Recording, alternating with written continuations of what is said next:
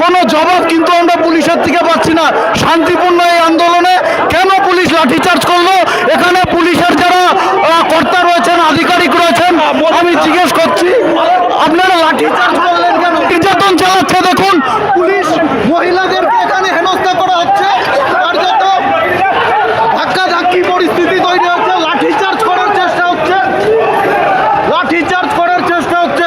ওই দেখুন মারা হচ্ছে, ফেলে মারা হচ্ছে, ফেলে মারা হচ্ছে, ফেলে মারা হচ্ছে, ফেলে মারা হচ্ছে। এই যে পুলিশ প্রশাসন, দেখুন ফেলে মারা হলো, ফেলে মারা হচ্ছে, কি হচ্ছে?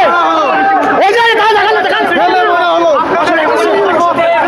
কিভাবে মারলো দেখো, ফেলে মারা হলো।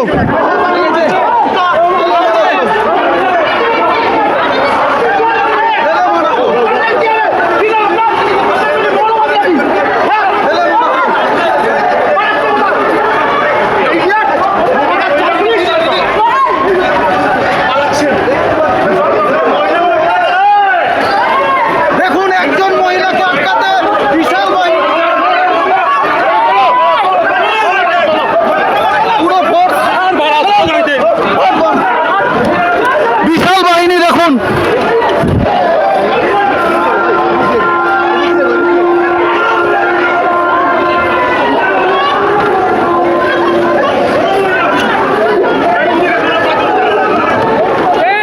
পা ধরে নিয়ে যাচ্ছে বিশাল পুলিশ বাহিনী। ইতিমধ্যেই দেখছেন আপনারা একজন মহিলাকে আটকাতে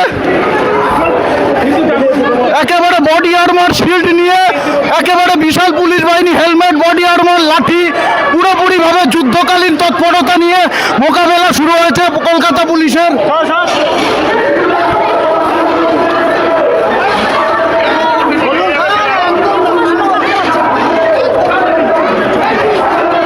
দেখতে পাচ্ছেন এই যে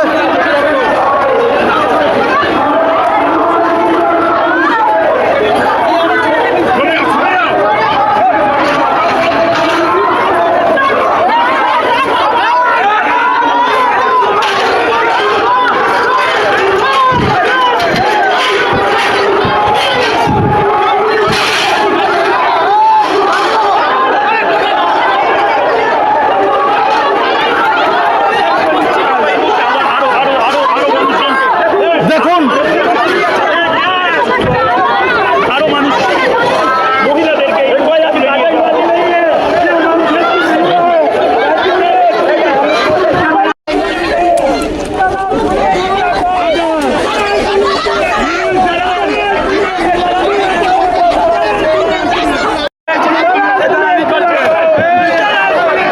আটকের চেষ্টা হচ্ছে বিশাল বাহিনী।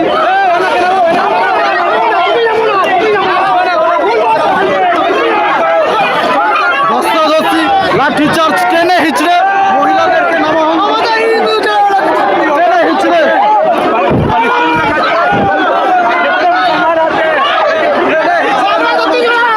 টেনে হিচড়ে নামানো হচ্ছে পুলিশদের।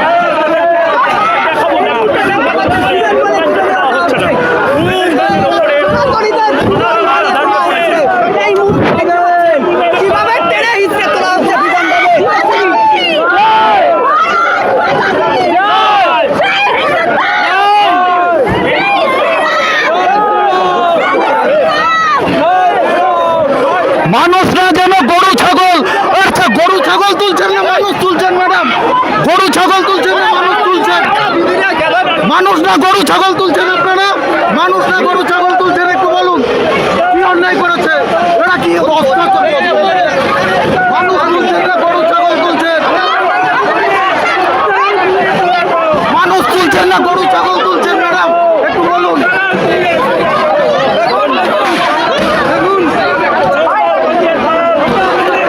আপনারা দেখছেন কার্যত পুলিশের মুখে কোনো কথা নেই, উত্তর নেই, গরু ছাগলের মতো তুলে নিয়ে গেল একেবারে।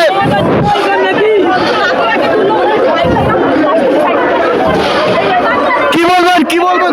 বাংলাদেশে আছি আমরা, বাংলাদেশে এটা হিন্দুদের অবস্থা আছে, এখানে একই অবস্থা হয়ে গেছে, এখানে একই অবস্থা হয়ে গেছে। টিএমসি দালাল, আপনারা তো বাংলাদেশের বিরুদ্ধে আন্দোলন, কলকাতা পুলিশের এই সক্রিয়তা কেন? যে একটা ডেপুটেশন দিতে যাচ্ছিলাম, মাঝখান থেকে মেরে কেটে ধরে নিয়ে মেরে নিয়েছে, টেনে হিচড়ে নিয়ে এসছে এখানে। আমরা একটা ডেপুটেশন দিতে যাচ্ছিলাম একটা মহিলাদের সঙ্গে কলকাতা পুলিশের বর্বরতা কে দেখলাম। পুলিশ মহিলাদেরকে কলকাতা পুলিশ মেরে টেনে নিয়ে এসছে। দেখেন, দিদি আপনাদেরকে গরু ছাগলের মতো তুলে নিয়ে গেল কি এই মমতার পুলিশ আমাদেরকে গরু ছাগলের মতন মারছে, আমাদেরকে মেরে আমাদেরকেও ছাড়েনি, আমাদেরকে মেরেছে, এই পুলিশ আমাদেরকে মেরেছে। আপনাদের তো শান্তিপূর্ণ আন্দোলন ছিল বাংলাদেশের বিরুদ্ধে, পুলিশের এই সব আমাদের লড়াই হিন্দুদের বাঁচানোর লড়াই, আমাদের হিন্দুদের বাঁচানোর লড়াই, আমাদের লড়াই সনাতনীদের বাঁচানোর লড়াই। আমরা লড়বো। এই মমতার পুলিশ, মমতার দালাল পুলিশ আমাদেরকে মেরেছে, আমাদেরকেও ছাড়ছে। একেবারে গাড়ির সামনে বিজন ভ্যান আটকে কার্যত বিক্ষোভ দেখানো হচ্ছে। এই বিজন ভ্যানকে যেতে দেওয়া হবে না, বিক্ষোভ চলছে। এই যে দেখছেন পুলিশ, আমি একটু দেখাবো আপনাদেরকে, টেনে টেনে তোলা হচ্ছে।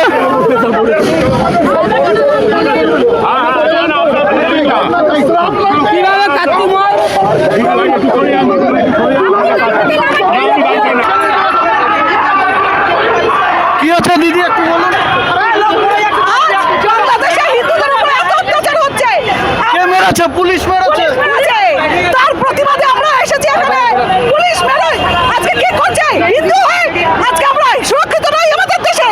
আজকে বাংলাদেশ আপনারা তো শান্তিপূর্ণ আন্দোলন করছিলেন। আমরা প্রথম থেকে শান্তিপূর্ণ, সনাতনীরা শান্তই থাকে, কিন্তু এরা আমাদের উত্তেজিত করছে। আমরা ছাড়বো না, এরপরে আমরা ছাড়বো না। আমরা বারবার করে আমরা ছাড়বো না। এইভাবে হিন্দুরা লাঠিচার্জ করলেন কেন?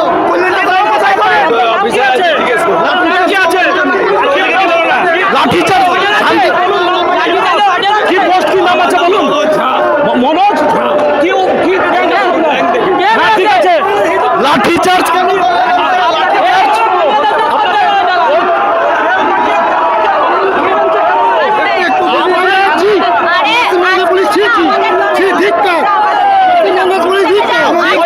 লাঠিচার্জ করলেন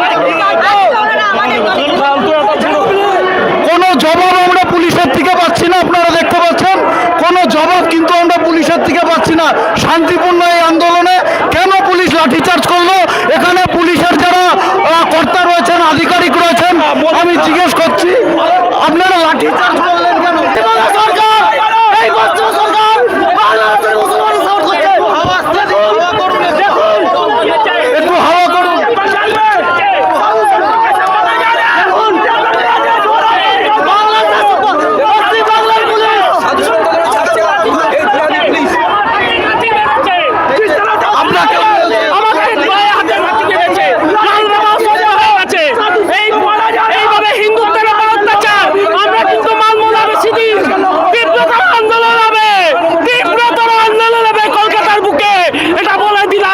বাংলাদেশের বিরুদ্ধে আন্দোলন, এখানে কলকাতা পুলিশের এত সনাতনীরা চুপ করে থাকবে না বেশি দিন। সনাতনীরা এবার জেগে উঠেছে। বাড়ি মেরে পায়ে কি অবস্থা জানি না, এখন পায়ে ভিতরে কি হয়েছে জানি না। এই দলদাস পুলিশ প্রশাসন, এই মৌলবাদী শাসনের যে মমতার অঙ্গুলহুলিতে এই দলদাসে পরিণত সেই প্রশাসন আজকে সনাতনী ভাইদের জন্য যে দীপু দাসকে বাংলাদেশে হত্যা করেছিল, তার বিরুদ্ধে আমরা বাংলাদেশ হাইকমিশন দপ্তর ঘেরাও কর্মসূচি করেছিলাম। সেই কর্মসূচিতে এই দলদাস পুলিশ আমার মেরে কি করেছে দেখুন। আজকে আমরা কোনো বিশৃঙ্খল করি না, আমরা শান্তিপূর্ণভাবে এগিয়েছিলাম। আমাদের বাধা দিয়ে এখানটায় আমার পায়ে মেরেছে, এখানে লাঠির বাড়ি মেরেছে, মেরে পায়ের অবস্থা দেখুন। বাংলাদেশের জিহাদিদের সাপোর্ট করছে পশ্চিমবাংলার পুলিশ। পশ্চিমবঙ্গে আমাদের মেরে কি করছে সাধুদেরকে? ভাবছেন আমরা কোথায় আছি? এই কলকাতা হচ্ছে, এই কলকাতা একটা ভারতবর্ষের যেখানে আমরা আন্দোলন করছি। আপনারা তো বাংলাদেশের মৌলবাদের বিরুদ্ধে, জিহাদিদের বিরুদ্ধে আন্দোলন করছিলেন। কলকাতা পুলিশের এই অতি সক্রিয়তা কি বলবেন? এই দেখে বোঝা যাচ্ছে যে এটা কলকাতার পুলিশ না এটা দিদির জিহাদির পুলিশ হয়ে গেছে। কেন বাংলাদেশে দীপু দাসকে মারা হয়েছে, তারপরে এখানে আমার সনাতনী যা বিরোধ করছে ও দীপু দাস হিন্দুরকে নিয়ে, তার উপরে লাঠিচার্জ করলো আর আমার একটা হিন্দুর ভাইকে। আমি দেখলাম শান্তিপূর্ণভাবে আপনারা আন্দোলন করছিলেন, কোনো রকম অশান্তি হয়নি, কারো হাতে কোনো রকম অস্ত্র ছিল না, কেউ পাথর ছড়েনি। তারপরে পুলিশ এইভাবে লাঠিচার্জ করলো। লাঠিচার্জ করলো কেন? কি পুলিশ জেনে গেছে কি কালকে যেভাবে কালকে আন্দোলন ছিল হিন্দুদের এইখানে আটকালো, কিন্তু আজকে আটকানো পারতো না, সেই জন্য ওরা লাঠিচার্জ করেছে। কেন কি আমরা বাংলাদেশে যেখানে এম্বাসি আছে ওখানে দূতাবাসের কাছে দেখতাম বিরোধ প্রদর্শন করতে, কেন কেন এখানে দীপু দাস একটা সনাতনী ভাইকে পেড় উপর টাঙ্গেল জ্বালিয়ে দেওয়া হচ্ছে, জিন্দা জ্বালিয়ে দেওয়া হচ্ছে। সেই সময় পুলিশ কোথায় ছিল? এখানে আন্দোলন করছে।